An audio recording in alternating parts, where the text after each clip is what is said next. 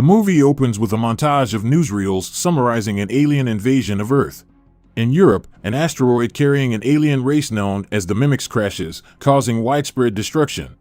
Despite the bleak situation, an army of humans wearing advanced mechanical suits achieves a significant victory in the Battle of Verdun, with Sergeant Rita Vertasky is celebrated as a hero after being credited with killing hundreds of mimics. Vertasky's heroism inspires and motivates the human military as they attempt to launch a final, multi-pronged attack on Europe. Major William Cage, from the U.S. Army, is one of the spokespersons in the news promoting Vertasky and the ongoing war efforts. Cage wakes up from a nap during a helicopter ride to London, where he is due to meet with General Brigham. Assuming that the meeting is about boosting the general's public image, Cage is surprised when the general orders him to join the first wave of troops landing in France.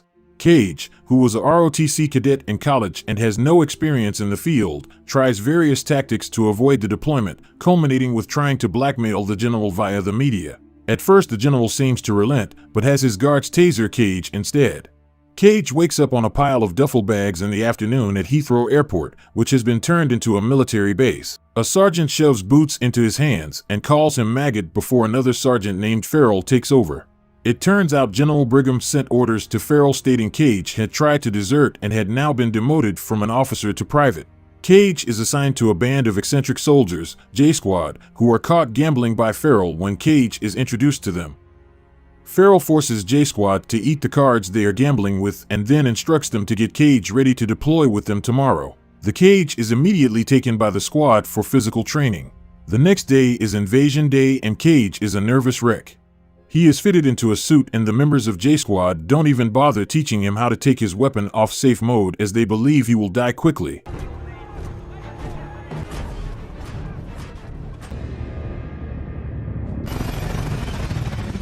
As soon as they are about to drop from the aircraft onto the French coast, however, the back of their airship explodes and the squad drops down prematurely.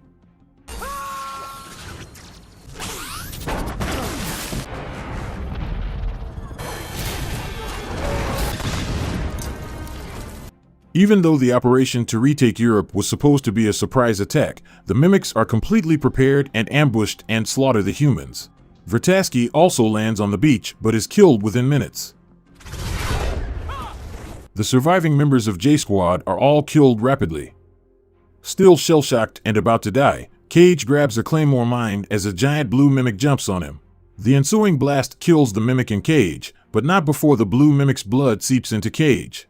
Cage awakes in a panic on top of the duffel bags, with the same sergeant calling him maggot and Farrell again taking him to J Squad. Despite his desperate attempt to explain what is happening and that the Mimics will ambush everyone, nobody believes him. Each time, he is deployed and dies, only to wake up again on the duffel bags. With each loop, he becomes slightly more adept at trying to save the members of J Squad and Vertasky, but the Mimics are too numerous and always kill everyone. In one loop, he survives long enough to tell Vertasky that he is stuck in some time loop.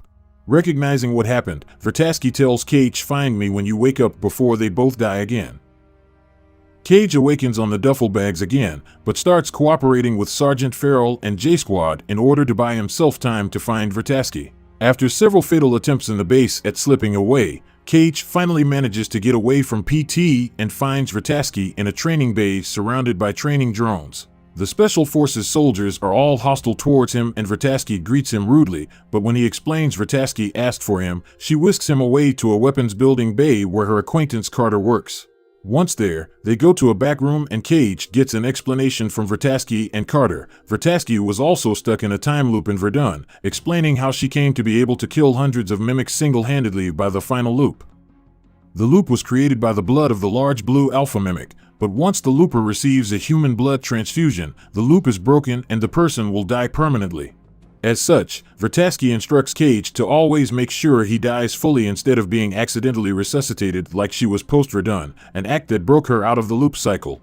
Carter was formerly a researcher in General Brigham HQ, but his theory that all mimics are just neural manifestations of one overmind Omega alien creature led him to create a device that could locate the Omega if inputted into an alpha, led to him being fired. Cage tries to process all of this, but Vertasky states that for them to find the Omega first, they must survive the invasion tomorrow. She then proceeds to train Cage, killing him a few times when he is injured so that he awakes on the duffels and starts over again. Cage and Vrataski become much improved in combat on the beach, but despite everything, they both keep dying and Cage loops over and over. Cage grows attracted to Vrataski, and watching her die over and over again also starts taking an emotional toll. In one of the time loops, Cage receives a mental vision that the Omega is located in a dam in Germany. Vrataski and Carter hypothesize that the visions are a result of Cage being an alpha after being exposed to the blue blood. They believe that the alphas and the Omega can manipulate time and perception. As such, Cage and Vrataski focus their efforts on surviving on the invasion beach and cutting inland to Germany. After multiple failures and deaths, Cage and Vrataski finally make it inland. During the trip they bond, with Cage noting down the details of the things Vrataski says on each loop. In one loop, Vrataski mentions having a significant other in Verdun who she had to watch die hundreds of times until she was out of the loop and he was dead for good. After they find a helicopter in a farmhouse, Vrataski realizes Cage is trying to coax her to stay in the farmhouse while he goes alone and confronts Cage. Cage admits they have looped to the farmhouse multiple times already, but every single time Vrataski dies, so he is trying to spare her from dying again by going alone. Shocked and offended, she intentionally gets them killed. In the following loop, Cage decides not to seek out Vrataski and instead escapes the base. However, the mimics end up attacking London and killing everyone, thus sending Cage back all over again. Cage eventually succeeds in making it to the German dam alone, but finds nothing and is almost imprisoned by the mimics before he manages to drown himself. In the next loop, Cage, Vrataski, and Carter put the pieces together and figure out the visions, and Vrataski's success in Verdun was all a ruse by the Omega mimic Overmind. The Omega had let the humans win at Verdun in order to lure the humans into invading Europe, where all the human armies would be ambushed and annihilated. With no other leads, the device Carter made which got him fired is their last shot. Vrataski and Cage switch focus to getting the device, which is in the possession of General Brigham. After several fatal failures, they manage to get the device and stab it into Cage's leg. Cage then sees the true location of the Omega in the Louvre Museum in Paris. After seeing this, their getaway car crashes, and the airbag knocks out Vrataski before she can kill Cage. Cage awakens strapped to a hospital gurney, under arrest. He realizes he is out of the loop now as he was given a blood transfusion following the car crash. Vrataski breaks the two of them out, but with no more loops left and only several hours before the doomed invasion, Cage decides to go back to the base and find the misfit J-Squad to take them to Paris. Cage's now intimate knowledge of J-Squad and Vrataski's credibility convinces J-Squad, and they all take an aircraft and fly to Paris. Once at the Louvre, the mimics crash their airship and in the ensuing firefight half of J-Squad is killed.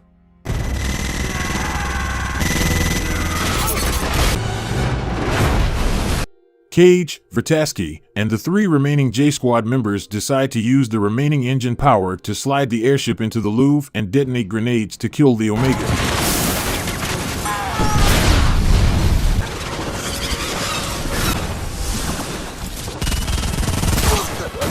The rest of J-Squad sacrifice themselves in the slide, and Cage and Vrataski make it into the museum. Once there, Vrataski tells Cafe she will distract a patrolling alpha mimic while he will go and detonate a grenade belt on the Omega, which is submerged underwater at the bottom of the Louvre. As Vrataski says neither one of them will survive the ordeal, they share a kiss. Vrataski laments that she wishes she had more time to get to know Cage better and takes off. Cage dives underwater to get to the Omega. After a brief chase, the Alpha catches and kills Vrataski. The Omega senses Cage and sends the Alpha back to catch Cage. The Alpha dives after Cage and stabs him, but Cage pulls all the grenade pins and drops the belt into the Omega. The Omega explodes and dies, and all the mimics die with it. As Cage dies, the Omega's blood seeps into him, much like the Alpha's blood did at the start. Cage is shocked to find himself back on the helicopter trip to London from the morning before the invasion. He is relieved to learn that the mimics have died off after mysterious explosions in Paris, and the human forces are set to sweep through Europe the next day. At the base, everyone treats Cage with respect as he is a major once again, but when he finds Vrataski, she greets him rudely as she did in every loop they had been through. Cage grins widely upon realizing that he has finally broken the time loop. Thank you for watching this movie recap. I hope you enjoyed it and gained a better understanding of the plot. If you liked this video, please give it a thumbs up and leave a comment down below with your thoughts. Don't forget to subscribe to our channel for more movie recaps and other content. Your support helps us continue to create great videos like this one. Thank you again, and we'll see you at the next one.